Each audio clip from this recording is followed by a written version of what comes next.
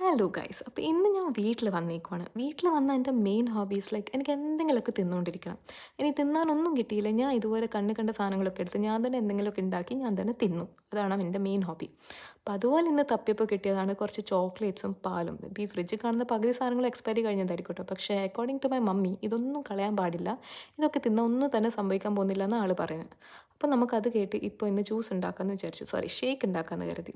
ഇതിനെന്ത് വിളിക്കണമെന്ന് എനിക്കറിയില്ല, പക്ഷേ ഞാൻ അവിടെ കിട്ടിയ ഒരു മിക്സറും എടുത്ത് അതിലോട്ട് കുറച്ച് പാലും കുറച്ചധികം ചോക്ലേറ്റ്സും ഇട്ട് ഉണ്ടാക്കാൻ തുടങ്ങി. അപ്പോൾ ആദ്യം ഞാൻ ഒരാൾക്ക് വേണ്ടിയിട്ട് ഒരു ഗ്ലാസ് പാല് മാത്രമേ എടുത്തുള്ളൂ, കാരണം ഞാൻ കുടിച്ചിട്ട് ചത്തില്ലെങ്കിൽ മാത്രം അവർക്ക് കൊടുക്കാമെന്നാണ് ഞാൻ വിചാരിച്ച്.